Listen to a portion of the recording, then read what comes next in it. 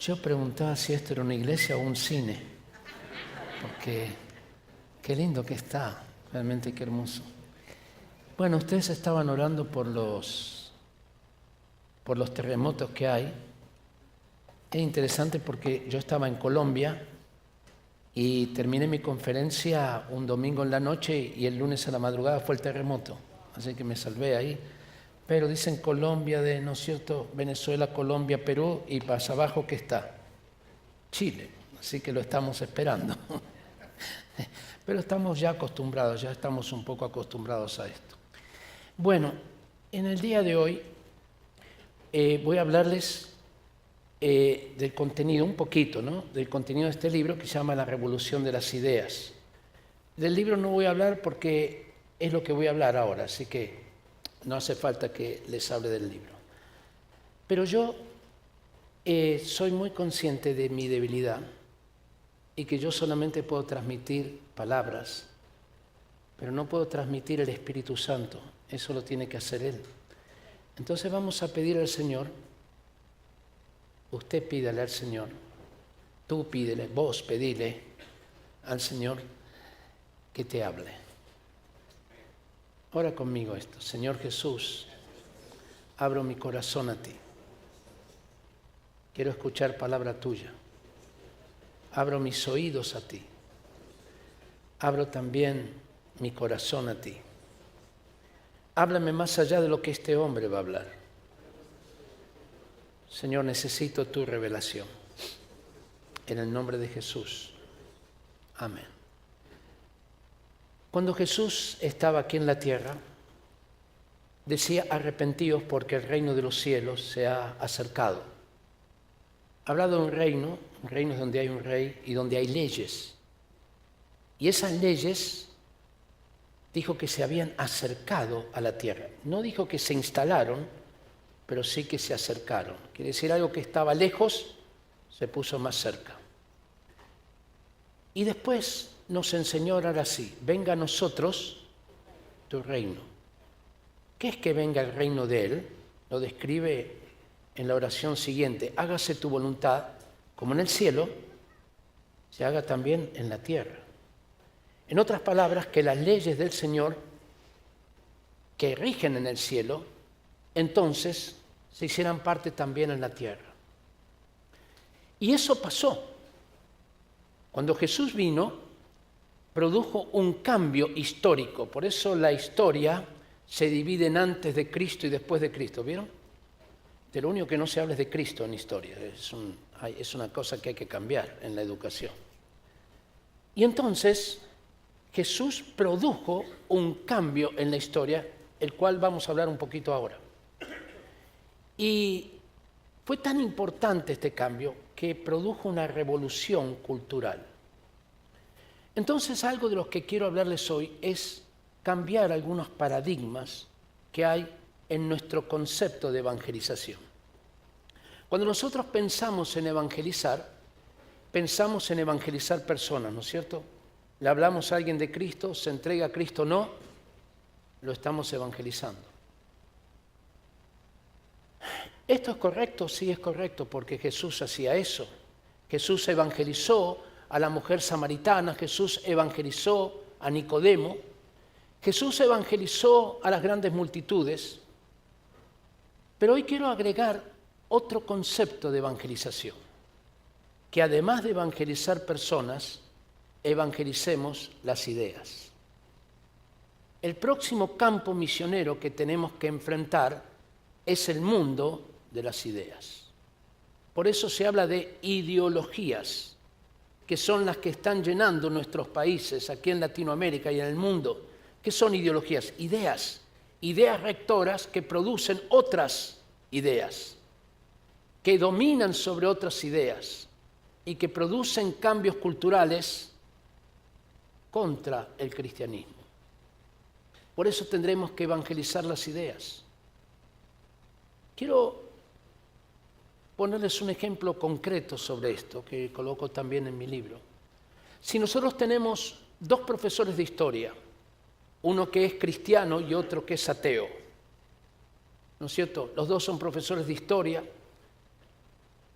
nos encontramos con que esos profesores de historia enseñan la historia de la misma manera, seleccionan los mismos hechos, los interpretan igual, los enseñan igual. Y mi pregunta es, ¿por qué el profesor cristiano de historia enseña historia igual que el profesor ateo de historia? Y si yo les preguntara, algunos me dirían, bueno, porque la historia es la misma. No, la historia no es la misma. Porque un historiador selecciona hechos, interpreta hechos y enseña esos hechos, pero selecciona los hechos que él considera importantes de acuerdo a su línea de pensamiento que llamamos cosmovisión. Si él es un profesor ateo, todo lo que tiene que ver con Dios en la historia lo dejará de lado. Colocará solamente algunos elementos, pero no le da importancia porque él es ateo. ¿Por qué va a seleccionar hechos que tenga que ver con Dios? Entonces vuelvo a preguntar, ¿por qué el profesor de historia enseña la historia igual que el profesor ateo? Y es porque ambos estudiaron en la UBA. Porque ambos estudiaron en un tipo de universidad que tiene una línea de pensamiento o cosmovisión que es humanista atea. Yo soy abogado de profesión y cuando estudié en la universidad, en la UBA, me enseñaron el derecho desde una perspectiva humanista atea, sencillamente porque Dios no está presente. ¿No está presente? ¿O lo sacaron? Porque Él está presente. Religión significa religarse con Dios. ¿Hay que religar la política con Dios? ¿Hay que religar la educación con Dios? ¿Hay que religar el arte con Dios? ¿Hay que religar la ciencia con Dios? Claro que sí, porque Él es Rey y Señor de todo. Y por lo tanto, Él tiene que estar presente en cada lugar. Y no lo está porque una línea de pensamiento atea lo quitó. Lo ejemplifico esto con un hecho histórico, el descubrimiento de América. Ustedes saben que Colón no fue a América, ¿no es cierto? ¿A dónde fue? A las Indias. ¿Qué es lo que le enseñaron a usted en el colegio? ¿Por qué Colón fue a las Indias? ¿Recuerda? Quiero que alguno me conteste. ¿Cuál fue el propósito de por qué él fue a la India? ¿Qué le enseñaron al colegio? ¿Cómo? Para las especias, exactamente. Encontrar una nueva ruta para comerciar las especias. ¿Es verdad esto? ¿Es verdad?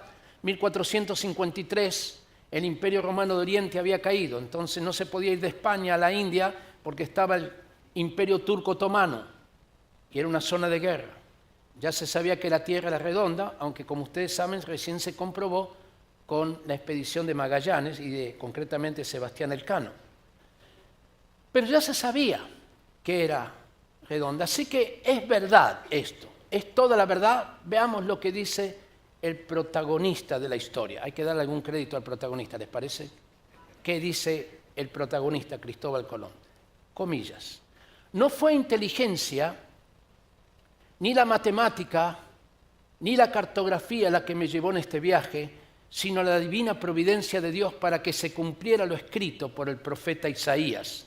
Será salvación a las naciones, de lo cual Él me hizo mensajero y me mostró en cuál parte. Eso es lo que dice el protagonista de la historia. Está diciendo, cuando alguien lleva el evangelio a otras naciones, ¿cómo le llamamos? Evangelista, misionero, ¿no es cierto? Así que estoy seguro que en su colegio le enseñaron que Colón tenía un llamamiento misionero. Le enseñaron esto, ¿no? ¿Cómo que no? ¿Cómo que no? Si la historia es la misma, tendrían que haber enseñado. A mí tampoco me lo enseñaron. Yo lo hice por mi cuenta. Comencé a estudiar los escritos de Colón. Mis fuentes son el libro Profecías, que escribió entre el tercer y cuarto viaje. Mira el nombre del libro, Profecías. ¿Cómo se llamaba Colón? Cristo Val. ¿Sabe lo que significa? El que lleva a Cristo. Él ya tenía en su nombre algo profético. Y entonces, esto fue lo que llevó adelante. Llevar el Evangelio. Dice su biógrafo, Fray Bartolomé de las Casas, era celosísimo en llevar el Evangelio a estas personas. ¿Eso quiere decir que Colón fue bueno? Sí, fue bueno en el primer viaje. Vamos a dejarlo ahí, ¿ya? El segundo viaje perdió su llamamiento porque se enamoró del oro. Pero concentremos en el llamamiento de él. 23 de septiembre, Diario de Colón. También esta es otra de mis fuentes. Colón las naves de Colón se quedan sin viento. Y por lo tanto, como eran carabelas, no podían ir ni para atrás ni para adelante. ¿Y sabe qué pasó? Colón comienza a orar. Le enseñaron, ¿no?, que él oraba a Dios. Ay, qué raro que no le han enseñado eso. Empezó a orar, y no solamente eso, Dios le habla y le dice así: oh hombre de poca fe, ¿no fui yo el que abrí el mar rojo por mano de mi siervo Moisés? ¿No fui yo el que saqué de ser pastor de ovejas a David y lo convertí en rey? Oh hombre de poca fe. Y Colón le contesta, dice: yo así amortecido y en llanto, pidió perdón por su poca fe, y Dios le dice: te voy a coronar de honra y de fama. Así fue. Le dijeron que Dios le hablaba a Colón, ¿no? Ay, qué raro, porque la historia es la misma. 9 de octubre, Colón, hay un motín a bordo. Ya había ocurrido el 6 en la embarcación que se llamaba la Santa María, que era la que él capitaneaba. Recuerdan que la Pinta de la Niña era capitaneada por los Yáñez Pinzón. Entonces el 6 hubo una rebelión y lograron sofocarla, pero el 9 la rebelión fue en las 3 embarcaciones. Y entonces los hermanos Yáñez Pinzón dijeron: mira, Colón, hoy es 9, en la noche, te damos 3 días. Si en 3 días no aparece tierra, tenemos que volvernos porque la tripulación te va a tirar al mar. 9, 10, 11 y 12 de octubre. Rodrigo de Triana, desde el palo mayor de la embarcación, la niña grita: ¡tierra! ¿Y sabe qué era tierra? Porque antes había celajes que ellos creían que era tierra, pero un tipo de espejismo, en unas brumas, en el mar, y no era tierra. Pero esto sí, cuando llegaron, llamaron a los habitantes indios, porque pensaron que había llegado a las Indias, y la tripulación de Colón dijo: siempre confiamos en ti. Bueno, es muy interesante. La historia, ¿por qué acalla todo esto? Porque una línea de pensamiento humanista acalla todo lo que tiene que ver con Dios. Pero esto no sucede en la historia solamente, sucede en el derecho, en la justicia, en la psicología, sociología, en el profesorado. Queridos, los que son profesionales, les quiero invitar a reinterpretar sus carreras desde una cosmovisión bíblica. Porque ahora, cuando hablemos de evangelizar educación, no solamente significará evangelizar a los alumnos, a los profesores, a los directores. Hay que evangelizar la idea misma de educación. Porque educación no es lo mismo desde una perspectiva bíblica que desde una perspectiva humanista atea. No es lo mismo. Tampoco es lo mismo política, tampoco es lo mismo negocios, tampoco es lo mismo ciencia, tampoco es lo mismo salud. Vamos a tener que reinterpretar la vida desde una perspectiva bíblica. Ahora, yo lo saqué esto de un personaje importante en la historia, se llama Jesús, de Jesús. Cómo él desafió y evangelizó las ideas. Veámoslo. Oísteis que fue dicho: ojo por ojo y diente por diente. Amarás a tu prójimo y aborrecerás a tu enemigo. Pero, conjunción adversativa, yo os digo: amad a vuestros enemigos. ¿Qué? Que hay que amar al enemigo. Escuchaste mal, Pedro dijo al amigo. No, al enemigo. No, al enemigo hay que aborrecer. Sí, eso era antes. Ahora hay que amar al enemigo. Entiende lo que está pasando. Hay un cambio en las ideas, en los paradigmas. ¿Qué día le gustaba sanar a Jesús? Sábado. Y cada vez que sanaba el sábado tenía problemas con los fariseos, con los publicanos, con los escribas. Y entonces dijeron: ¿por qué sanan los sábados? Yo me pregunto también, ¿por qué no sanaban los miércoles? Le hubiera sido no hubiera tenido problema. ¿Por qué sanaba los sábados? Estaba desafiando el pensamiento establecido. Y le dijeron, ¿por qué sanan los sábados?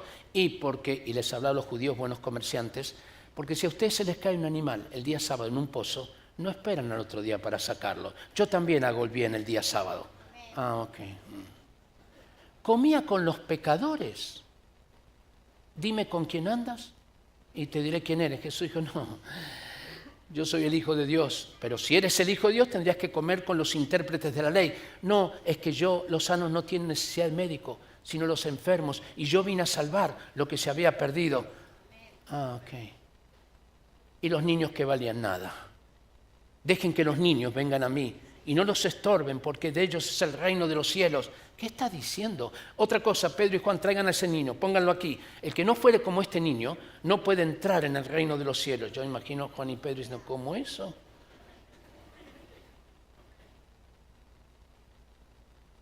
Pero lo que hizo Jesús fue terrible, eso sí. No sé si ahí si estamos de acuerdo. Habló con una mujer a solas. Siglo I, cuando la mujer no valía nada, para peor samaritana, así que estaba yendo en contra de 2 preceptos que había. Y cuando llegan los discípulos dice que se maravillaron que él estaba hablando con una mujer. ¿Cuándo te maravillas de algo?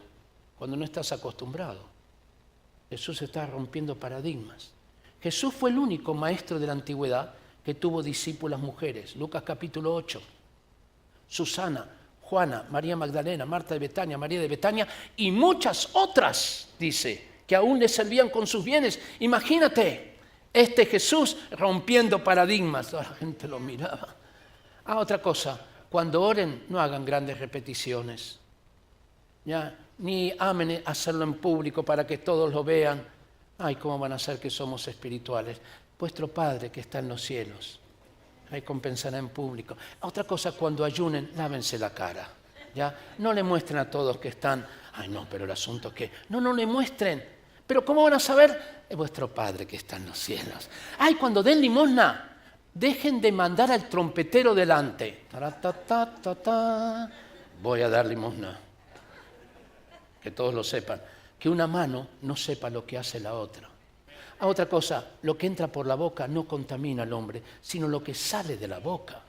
Porque ustedes se lavan las manos muchas veces para ser más santos, pero del corazón salen las envidias, los celos, todo eso. Sí, también. Pero a esta mujer la hemos sorprendido en el acto mismo del adulterio y la ley de Moisés nos manda matar tales mujeres. Sí, pero ¿por qué no trajeron al hombre también? Porque el adulterio no es sola, ¿no? ¿No será que algunos de ustedes,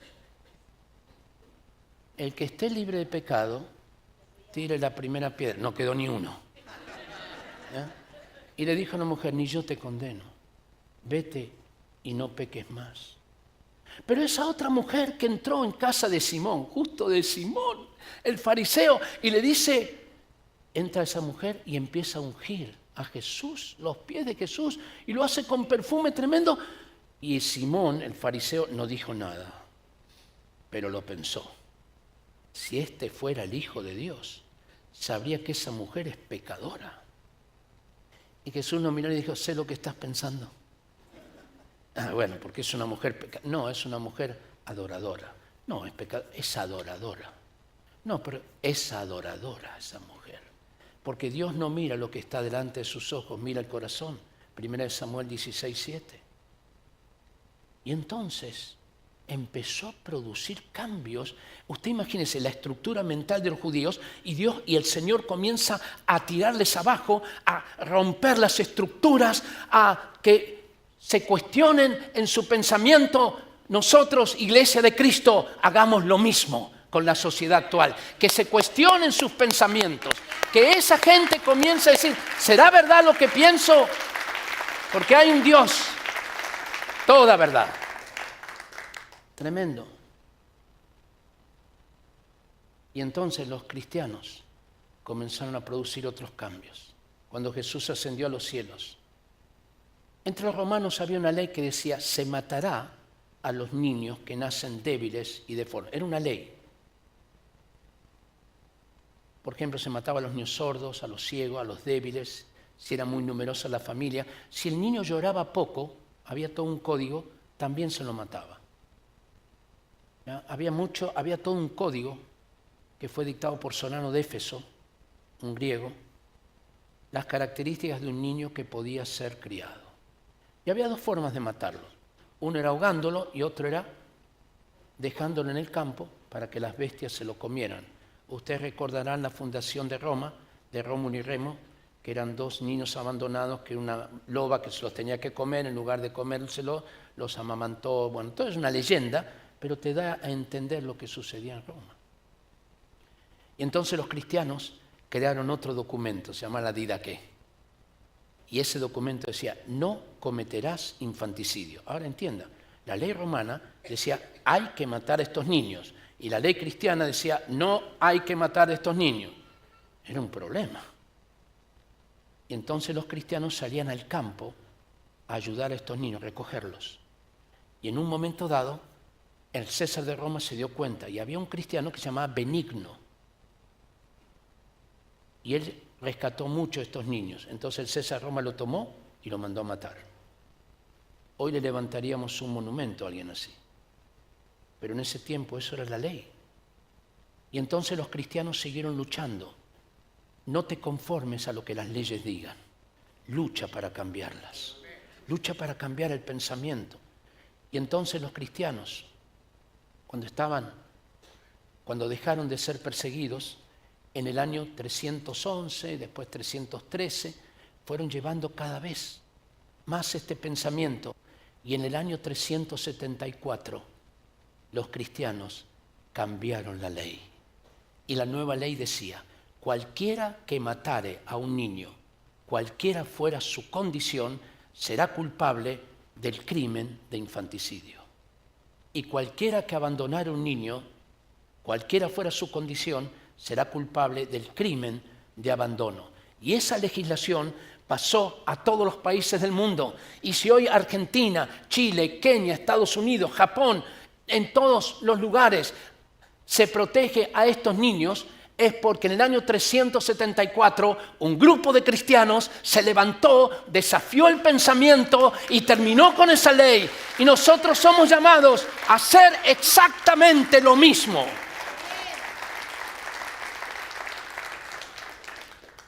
Pero había un problema con la mujer. Los griegos consideraban que la mujer, por ejemplo, Homero decía que el hablar es cosa de hombres. En otra palabra, mujeres calladitas, más bonitas. Lisástroto decía, la mujer es un conjunto de sinvergonzonería. La criatura más vil que existe. La mujer no era ciudadana, no podía tener bienes, no podía hablar en público. El esposo podía matarla cuando fuera, bajo ciertas circunstancias, podía divorciarse bajo cualquier circunstancia, él de ella. La mujer no podía elegir con quién casarse. Pero de pronto, a través de la dignificación de la mujer, que ya comienza en Génesis 1, 26 y 27, cuando Dios dice, hagamos al hombre a nuestra imagen y semejanza, varón y hembra, los creó, los coloca en igualdad. Y el apóstol Pablo dice, porque en Cristo Jesús, dice en Gálatas, no hay varón ni mujer, sino que somos todos uno. Y entonces los cristianos comienzan a producir un cambio de pensamiento. Y había un emperador que era cristiano, a fines del siglo IV, se llamaba Teodosio. Y Teodosio tenía una hermana que se llamaba Pulqueria. No le recomiendo este nombre para ponerle, porque bueno, pero se llamaba Pulqueria. Entonces Teodosio y Pulqueria adoraban al Señor. Pasaban tiempo, dicen que pasaban más tiempo adorando que gobernando. Pero hicieron un código que se llamó Código Teodosiano, que dio por primera vez derecho a la mujer a elegir con quién casarse. Si usted va hoy, yo viví en India un tiempo, va hoy a una cultura hinduista o musulmana, este derecho todavía no está en general consagrado. Y los cristianos lo consagraron en el siglo IV. ¿Se da cuenta? Cómo cambiaron la manera de pensar. y dignificaron a la mujer. ¿Y qué pasó con la esclavitud? Aristóteles decía que el esclavo era una herramienta con vida, pero herramienta. Y no se podía trabar amistad con un esclavo, es verdad. No sé si alguno de ustedes tiene como amigo íntimo a un martillo. No. Entonces él tenía razón partiendo de una premisa falsa, que el esclavo era una herramienta. Y entonces aparece el apóstol Pablo, que dice que en Cristo Jesús no hay esclavo ni libre. ¿Cuántos de ustedes leyeron la carta a Filemón? Bueno, si no la leyeron, léala hoy.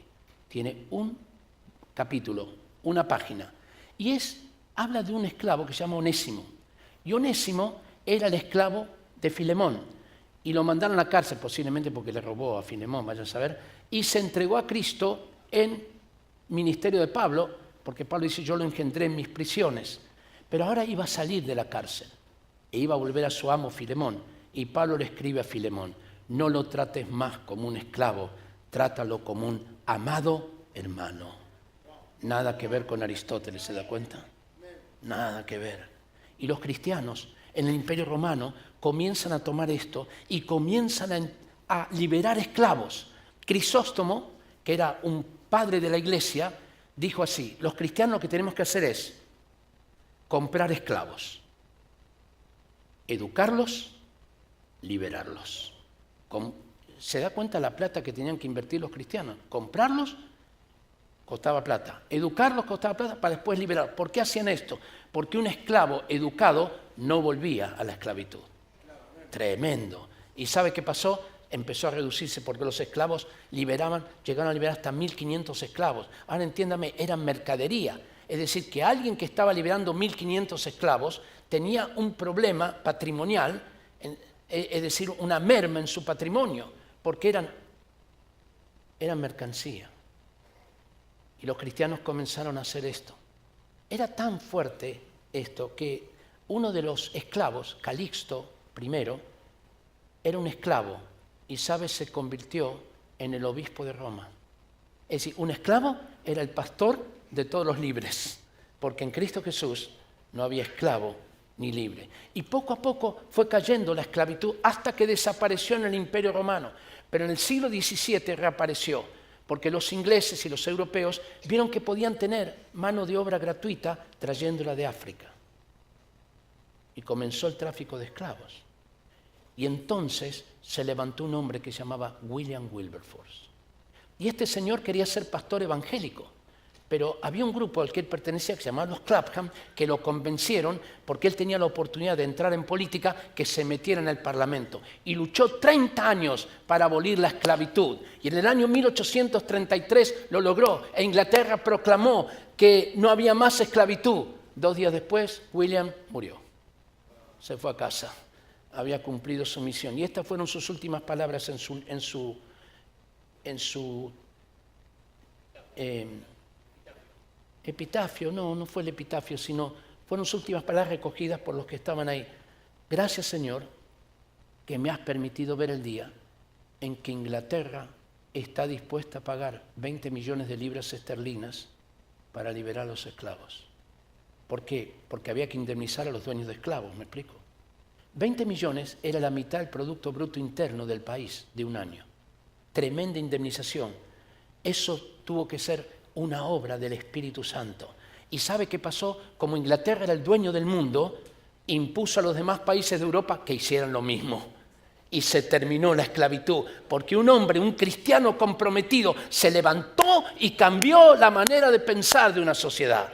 Somos llamados a hacer lo mismo. Por eso hablamos de una revolución de las ideas, amados. Entonces,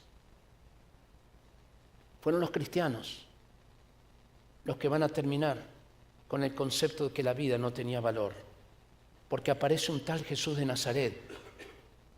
Los romanos decían, cuando se sentían frustrados, derrotados, decían, córtate las venas, y se suicidaban. Pero aparece este Jesús de Nazaret que dice, yo soy el camino, la verdad y la vida. Yo doy la vida y yo la quito. Y los suicidios comienzan a bajar. Pero ocurre algo maravilloso en el año 395. Los cristianos suprimen para siempre el lugar donde más se mataba gente, el Coliseo romano, donde los gladiadores se enfrentaban, donde el que vencía le ponía la espada en el cuello al vencido y decía: César, ¿quiere que viva o que no? Y el César preguntaba a la gente: ¿quiere que viva o que muera? Y la gente tenía una manera de decir que viva, ¿recuerdan? Y que muera. El dedito siempre iba para abajo, porque al frustrado, al derrotado, había que ayudarlo a morir. Era la filosofía estoica, que el mundo era de los fuertes. Muy importante porque después la va a tomar Nietzsche, que va a dar origen al nazismo, ¿ya? Por eso las ideas importan. Y entonces, ¿qué ocurrió allí? Los cristianos comienzan, el mundo era de los fuertes, pero hay un tal Jesús de Nazaret que dijo así: bienaventurados los misericordiosos, porque tuve hambre y no me ayudaste a morir, me diste de comer. Platón decía que al débil, al pobre, no había que ayudarlo, había que dejarlo morir. Pero Jesús dijo: porque tuve hambre y me diste de comer, porque tuve sed y me diste de beber, porque estuve enfermo y viniste a mí, en la cárcel y me visitaste. Se da cuenta, empezó a producir otro cambio maravilloso, increíble, y no solamente abolieron el Coliseo romano, sino crearon una institución que iba a dar vida, que se llamó los hospitales. Lo crearon los cristianos. Fue en el año 369, donde Basilio, un hombre comprometido con Dios, basado en el hospital, ¿de qué palabra viene? De hospitalidad.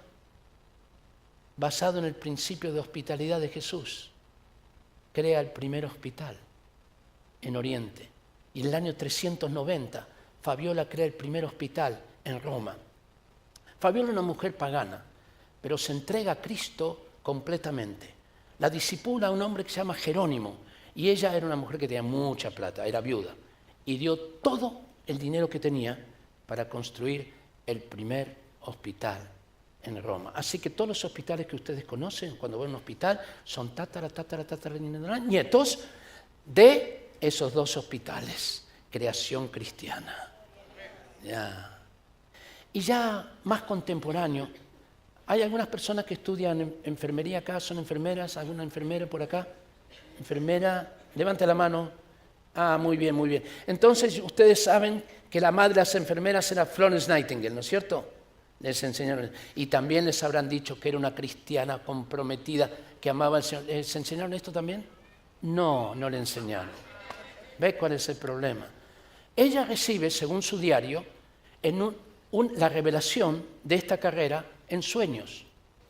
En su diario escribió: un día el Señor me despertó y me dijo si estaba dispuesta a pagar el precio para llevar adelante esta carrera. Mire qué tremendo. Enfermeras, estudien Florence Nightingale y empiezan a enseñar por todos lados qué inspiró a Florence Nightingale a crear la carrera de enfermería. ¿Ya? Ella produce, porque uno ve a la enfermera ahora, ¿no es cierto?, de blanquito, con el casquito, pero ella hace una revolución en la salud, porque cambia todos los protocolos de higiene, de asepsia, en los hospitales. Los diarios ingleses de aquel tiempo hicieron una investigación y llegaron a esta conclusión. Antes de Florence Nightingale, de cada 100 enfermos que entraban, morían 42, antes de Florence Nightingale. Después de Florence Nightingale, de cada 100 enfermos que entraban a un hospital, ¿sabe cuántos morían? 2. Mire la revolución de la salud que ella hizo. El Espíritu Santo no tiene que ser solamente para que lo tengamos acá cuando cantamos. El Espíritu Santo nos puede llevar a crear nuevas instituciones, nuevas carreras, como fue con Florence Nightingale con la carrera de enfermería. Así que, enfermeras, no es una carrera secular, es una carrera inspirada por el Espíritu Santo. Gloria a Dios. Tremendo.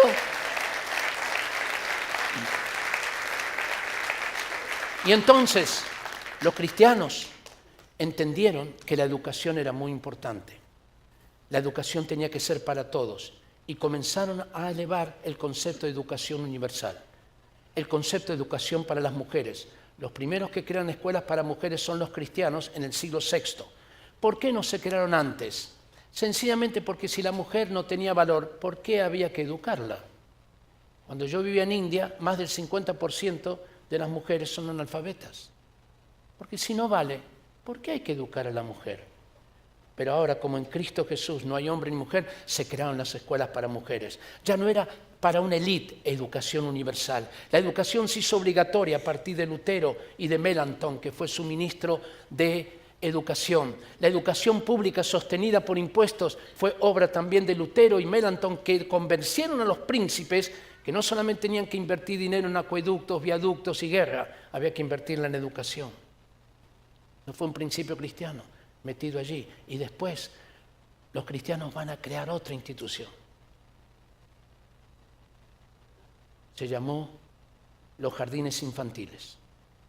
Los va a crear un señor que se llama Friedrich Frobel, alemán, que era hijo de un pastor luterano y vio cómo su papá cuidaba las plantitas del jardín desde que eran pequeñas.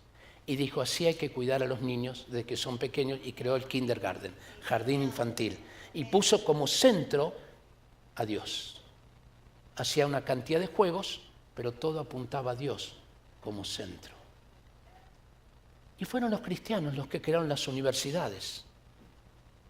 ¿Sabe para qué existían las universidades? Para entrenar pastores y misioneros. Comienza con un grupo llamado los benedictinos, que era un grupo, siglo VI y VII, que querían evangelizar Europa Occidental. Y con el tiempo se dieron cuenta que era importante levantar universidad. Uni, de unidad. Versidad, de diversidad. ¿Quién es uno y diverso? Hay uno solo. ¿Quién es uno y tres? Universidad. Solamente Dios.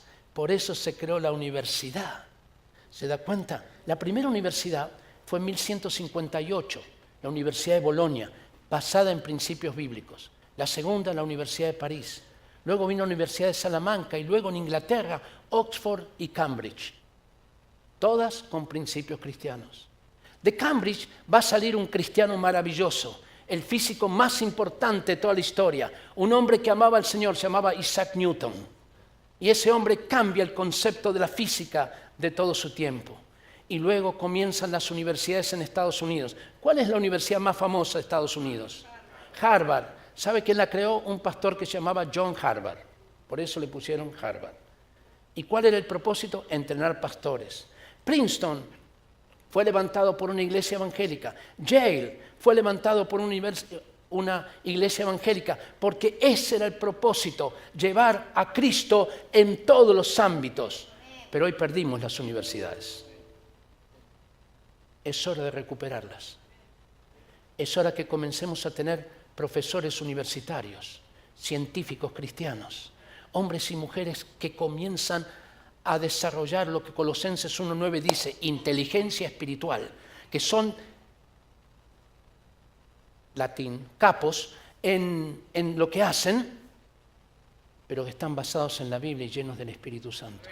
Y comienzan a producir una transformación en su lugar. ¿Esto es posible? Sí es posible. Yo voy a terminar con no voy a terminar el mensaje ya, sino que voy a terminar esta parte así. Había un muchachito, un chico, se clavó un punzón en su ojo izquierdo y perdió la vista. Y luego en su ojo derecho tuvo un virus y quedó ciego. Se hizo adulto, amaba al Señor, comprometido con Dios. Y estas fueron sus últimas palabras. Gracias, Señor, que me has dado el propósito en la vida de crear el sistema de lectura para ciegos. Se llama Louis Braille. ¿Ya? El sistema de señas fue creado por Lepé, otro cristiano. Sistema de señas para los sordos. La Cruz Roja Internacional fue creado por Henry Dunant. Muy interesante. Él estaba en la batalla de Solferino, había 2 ejércitos y en un momento de tregua había 38.000 heridos. Nadie los podía rescatar porque si este ejército ayudaba a sus heridos, el otro lo tiroteaba. Y él tuvo una gran idea. Tomó una cantidad de mujeres y en el momento de tregua salió al campo de batalla y les dio un lema, tutti fratelli, en italiano, que significa todos son hermanos. Hay que atender a los heridos de ambos ejércitos. Y los atendieron y ese fue el origen de la Cruz Roja Internacional. y él ganó el premio Nobel en 1901, el premio Nobel de la Paz. Cristianos comprometidos. Fueron los cristianos los que levantaron las escuelas dominicales. Fueron los cristianos los que hicieron transformaciones increíbles en el mundo. Y los cristianos tenemos que saber esto, ¿ya? Y tenemos que proclamarlo. Y tenemos que poder decir, volvamos a los principios bíblicos. Volvamos. Romanos 12:2. No os conforméis a este siglo, sino transformaos por medio de la renovación de vuestro entendimiento, para que comprobéis cuál es la buena voluntad de Dios, agradable y perfecta. No te conformes con la manera de pensar. Joven, no te conformes con lo que las redes sociales te dicen. Vamos a ir a los principios bíblicos, volver al Señor con todo el corazón, que tenemos la pasión de transformar un continente. Entonces tendremos que cambiar algunos paradigmas. El primero es que mencioné. Tendremos que cambiar, no solamente evangelizar personas, vamos a tener que evangelizar las ideas.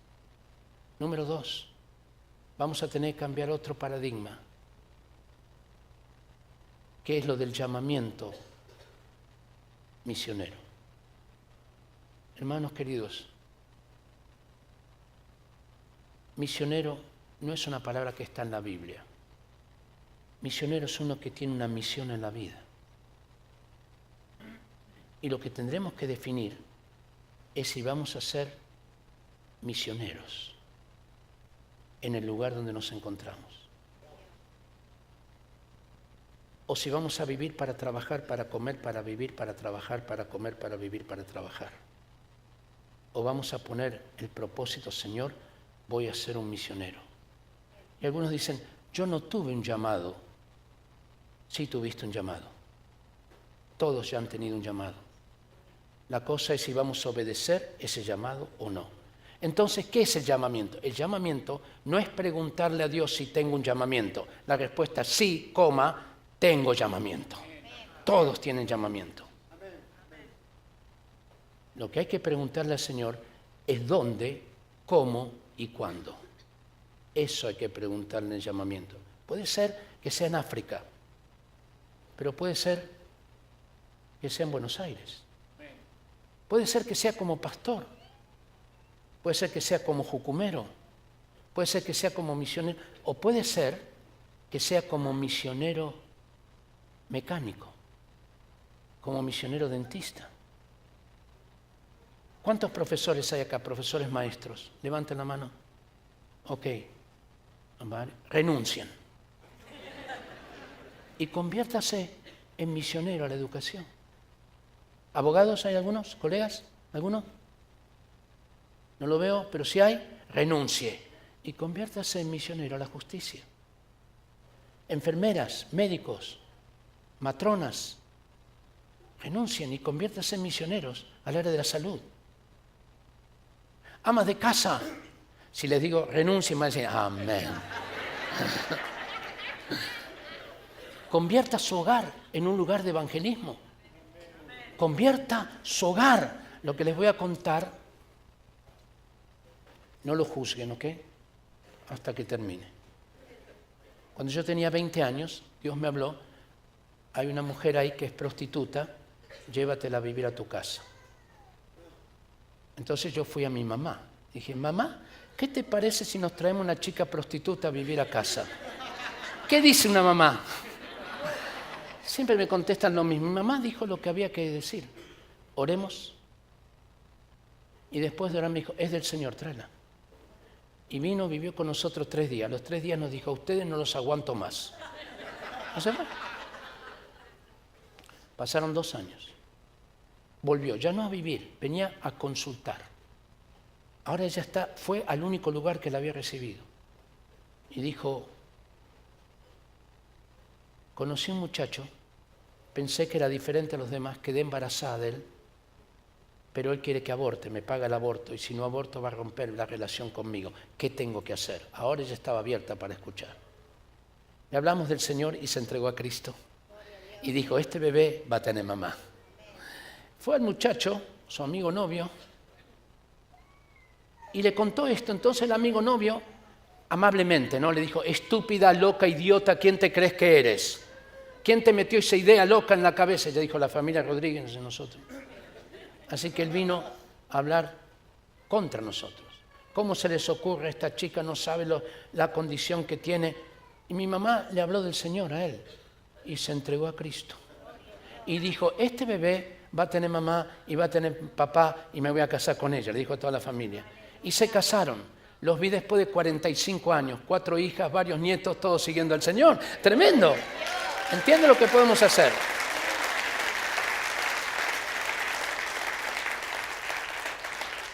Entonces, nosotros podemos decirle al Señor esto. Ahora, esto no es automático. Hay que ser intencionales y decir, Señor, yo tomo esta decisión de ser un misionero en el área que tú abras para mí. Voy a ser un misionero. Y hay un problema con la oración, un problema grave. Dios la contesta. Un problema gravísimo. Porque cuando la contesta, te tienes que involucrar. Significa compromiso. Yo estaba discutiendo las leyes de aborto allá en Chile, en el Congreso. Me fue mal. Ya tenían sus pactos electorales, así que todo lo que uno dijera les resbalaba. No iban a cambiar de opinión. Entonces me puse en la cafetería del Congreso y dije, Señor, esto por acá no va. ¿Por qué no me das un político para discipular? Y hay un problema con la oración, que Dios la contesta. 2 semanas después vino una persona y me dijo, Ricardo, la jefa de gobierno de una de las ciudades más importantes de Chile se entregó a Cristo sola, en su habitación, porque ella buscaba a Dios por todos lados, lo buscó en el espiritismo, lo buscó en la chakra, no sé, el reiki, lo buscó por acá, por allá, y Dios se le manifestó y se puso a llorar, pero necesita alguien que la disipule. Y yo que iba a decir, busca otro, porque yo había estado orando para eso. Y entonces fui, me trasladé a esa ciudad. Y su esposo se entregó al Señor. Sus 2 hijos se entregaron al Señor. Y un día ella vino y me dijo, Ricardo, Dios me habló que soy una corrupta. Mire, para que a un político le diga eso, tiene que ser Dios. ¿Sí? Y yo dije, pero ¿por qué tú recibes soborno? No, dijo, no es eso. Lo que pasa es que yo gobierno para el poder, gobierno para los votos, hago pelear a la gente entre sí para mantener el poder, manipulo situaciones. No me importa para nada su familia, porque mi familia no me importaba para nada. Yo iba a mi casa como un hotel, pero ahora conocí a Cristo y ahora ha cambiado eso porque mi familia me importa. Entonces, ¿qué vas a hacer? Voy a reunir a todos y pedirles perdón. Y les pidió perdón. Y les dijo, yo los manipulé, no me importaba sus familias, pero ahora vamos a hacer, le está hablando a todos no cristianos, ¿ok? Ahora vamos a hacer lo siguiente. Primero va a ser Dios. Segundo, la familia. Tercero, el trabajo. Como esta era una mujer de hierro, tipo Margaret Thatcher, varios dijeron, esta mujer se volvió loca. ¿Qué le agarró una onda de...? Pero 50 de ellos se entregaron a Cristo y formamos una iglesia dentro de la municipalidad. ¿Ya? Y ahora terminó su mandato, salió fuera y ahora la iglesia sigue y adivine quién es el pastor de la iglesia, su esposo. ¿Ya? Un hombre que... Y todavía sigo en ese rol. Entonces el asunto es que si empezamos a orar, algo va a pasar. Vamos a cambiar no solamente personas, sino hay que cambiar las ideas que rigen esa actividad. Empezamos a, Señor, ¿cómo cambio los paradigmas de este lugar, de esta fábrica, de esta universidad, de esta, cómo, ayúdame, Señor, dame nuevas ideas? 1 Corintios 2:9, cosa que ojo no vio, ni oído yo, ni ha subido a corazón de hombre, son las que Dios tiene preparadas para los que le aman. Y empezamos así. Así que este es otro paradigma que hay que cambiar. Vamos a cambiar otro. Vamos a eliminar la dicotomía, el dualismo entre lo sagrado y lo secular. ¿Ya? No, es que usted tiene un llamamiento especial. Basta de esto. Basta. ¡Basta! Colosenses 3:17, todo lo que hacemos de palabra o de hecho, lo hacemos en el nombre de Jesús. ¿Qué es en el nombre de Jesús? En representación de Él. Así que no hay... Perdón, pastor, ¿cuántos minutos nos quedan? ¿Unos 10 minutos está bien? Bueno, tomaré 15. No. ¿Están cansados o...? Ok, vamos a seguir un ratito. ¿En dónde andaba? Pero estaba diciendo algo de... Ok. Entonces, lo sagrado y lo secular. Entonces, fíjese por qué es tan importante esto. Porque la verdad no es un concepto. La verdad es una persona.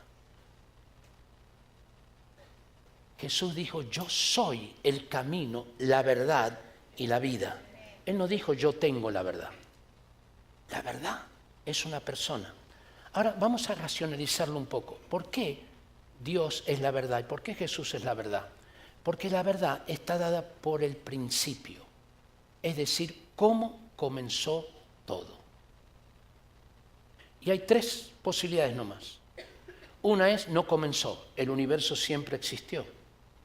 Así pensaban los científicos hasta 1932, que el universo era eterno, cuando surge la teoría del Big Bang, que dice sí hubo un comienzo. Así que esa teoría quedó. Ahora hubo un comienzo y hay solamente 2 posibilidades. O esto fue por coincidencia, casualidad de fenómenos naturales, o hubo un fabricante de universo que se llama Dios. No hay más. Definir eso determina la cosmovisión y determina la verdad. A partir de esa verdad vienen todas las demás verdades. La verdad de la ciencia, la verdad de la política, la verdad de la geografía, la verdad de la matemática. Viene porque es la verdad rectora, la del principio. Por eso la Biblia comienza diciendo, en el principio creó Dios. Yo soy el alfa y el omega, el principio y el fin, el que era, el que es y el que ha de venir. El principio determina. ¿Determina cuál verdad? La verdad de la Biblia. No, toda verdad. La verdad de la zoología. ¿Cómo? Eso es secular. No es secular. Vamos, ¿quién creó los animales? Vamos al principio. Dios. Entonces, todas las verdades de la zoología están conectadas con Dios. Son verdades sagradas. ¿Dónde se estudian las plantas y los árboles? En botánica. ¿De dónde salieron las plantas y los árboles? Vamos al principio. Dios. Entonces, todas las verdades de la botánica están conectadas con Dios. ¿Dónde se estudia el ser humano? Ya en la parte física, en anatomía. ¿Y el ser humano de dónde sale? En el principio. Creó Dios a su imagen y semejanza. Y entonces se elimina este sentido de secular y sagrado. Todo lo que respira, alabe a Jehová. Porque de Él, por Él y para Él son todas las cosas. ¿Te das cuenta la importancia que tiene? Y entonces todo se convierte en un acto de adoración. Maravilloso Dios. Cuando educamos, estamos hablando. ¿Sabe lo que es la Biblia? La palabra de Dios. ¿Sabe lo que es la ciencia? Las obras de Dios. Así que tenemos que estudiar la palabra y las obras. Palabra y obras. Todo el Señor viene maravilloso. Yo doy conferencias a profesores hablando de esto. Bueno, entonces, ¿y por qué Jesús es la verdad? Juan 1:1, porque en el principio era el Verbo. Y el Verbo era con Dios. Y el Verbo era Dios. Verso 2, esto era en el principio. ¡Wow! El principio, se da cuenta, porque Él era en el principio. Por eso es la verdad. Y ya no tenemos más que decir, a ver dónde está la verdad. Que hoy vivimos en eso. Como que la verdad no existe, la verdad objetiva. Es mi verdad, tu verdad. No, ya tenemos. Y entonces la Biblia, y este es el otro paradigma que hay que desafiar, deja de ser un libro de religión y se convierte en un libro de toda la vida. Porque toda la Escritura es inspirada por Dios y útil para enseñar, para redarguir, para corregir, para instruir en justicia. Nos va a enseñar no solamente cómo ser padres, cómo ser pastores, cómo ser hijos, nos va a enseñar cómo ser arquitectos, nos va a enseñar cómo ser psicólogos, nos va a enseñar cómo ser políticos, nos va a enseñar, y la Biblia comienza a dar una cantidad de sabiduría y comenzamos a desafiar los paradigmas actuales. Le pregunté a una mujer, ¿qué es política? Me dijo, política, juego de poderes. ¿Cómo conquisto el poder? ¿Cómo lo mantengo? ¿Y cómo evito que me lo quiten? Yo dije, por eso la política anda como anda. No me habló ni una palabra del bien común, de ayudar a la gente. Juego de poderes, muy maquiavélico. Cambiemos el paradigma. Los reyes se enseñorean de las naciones, pero entre ustedes no será así. El que quiera ser el primero, hágase siervo de todos. ¿Qué es política? Servicio. Y si los cristianos no tienen una cosmovisión bíblica de política, serán cristianos en la iglesia. Pero cuando hacen política, serán igual que los demás, porque fueron educados igual que los demás. Por eso hay que reinterpretar la verdad que nos enseñaron. Cada profesional que hay aquí debe reinterpretar su carrera. Los psicólogos, hablando de salud mental, tenemos psicólogos que apuntan lo que sería el alma, a la mente y las emociones, y psiquiatras que apuntan a la parte fisiológica. ¿Y cuál apunta a la parte espiritual en salud mental? Los pastores no, porque están metidos en esa cosa que se llama religión, pero acá estamos hablando de ciencia. ¿Quién hace eso? No hay. ¿Y qué tal si levantamos psicólogos que están acá, una salud mental basada en 1 Tesalonicenses 5:23? Y el Dios de paz os santifique por completo, y todo vuestro ser, espíritu, alma y cuerpo. Y llega una persona y dice, ¿sabe que tengo una gran angustia? Y llega el psicólogo, que sabe que el ser humano es espíritu, alma y cuerpo, y dice, bueno, vamos a orar. ¿Cómo a orar? Yo vine un psicólogo, no un sacerdote. Sí, pero yo soy psicólogo tridimensional. ¿Qué es eso? Que considero, a diferencia de Freud, considero que el ser humano es espíritu, alma y cuerpo. Ah, bueno. Está orando y dice, ¿sabe que cuando usted era chico, su papá lo rechazó y lo abandonó, ¿no es cierto? ¿Cómo sabe usted eso? No, es porque el ser humano es espíritu, alma y cuerpo. Y entonces, usted no lo perdonó. Y por eso tiene esa angustia y se abre todo un camino. Empecemos a colocar al Espíritu Santo donde tiene que estar. No es solamente acá adentro. El Espíritu Santo nos puede llevar a hacer nuevas poesías, a escribir nuevos libros. Había una mujer que escribió un nuevo libro, se llamaba Harriet Beecher Stowe. ¿Sabe qué es lo que escribió? La cabaña del tío Tom. Y ese libro, ella dice así, yo solo escribí el dictado, Dios lo hizo. Ese libro cambió toda la conciencia de los norteamericanos acerca de la esclavitud. Y Abraham Lincoln dijo que influyó más su libro que la guerra civil de secesión entre el norte y el sur para cambiar la mentalidad. Imagínate, Dios te da para hacer nuevos libros.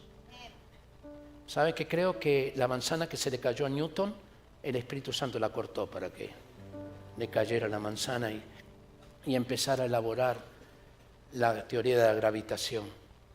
Dios podría levantar un nuevo sistema educativo, porque Él es creador y Él hace nuevas todas las cosas.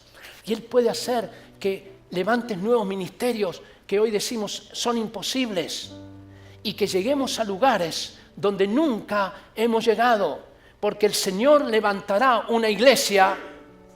¿Quién es la iglesia? Ok, entonces cada vez que digo iglesia, usted grite nosotros, ¿está bien? Que Dios levantará una iglesia que las puertas del infierno no prevalecerán contra su iglesia. Eso es. ¿Y qué es que no prevalezca? Que va a estar allí. Llegaremos a lugares donde nunca hemos llegado. Llegaremos hasta las puertas del infierno y no prevalecerán contra nosotros, pero vamos a tener que prepararnos espiritualmente. Oración, ayuno, adoración, lectura de la Biblia, intelectualmente, ¿no es cierto?, a través del estudio, para que Dios vaya colocando personas en posiciones de liderazgo dentro de una sociedad. Y jóvenes, no pierdas el tiempo. Dile al Señor, Señor, ¿cuál es el propósito de mi vida? Yo sé que es amarte a ti, pero ¿cuál es concretamente? Y Dios te empieza a hablar. A lo mejor tienes que estar en la ONU, a lo mejor tienes que estar en un sindicato. Los sindicalistas son todos ricos. Otra manera de hacer sindicalismo. Quizás tienes que estar en los centros de padres, centros de madres. Quizás tienes que estar en una esfera política. Quizás tienes que estar en el arte. Quizás tienes que estar en el área de las comunicaciones. Quizás tienes que estar en el área de la salud. Todo lo hacemos para el Señor. Todo lo hacemos para el Señor. Presencia de Dios. Presencia de Dios. Oremos al Señor. Espíritu Santo.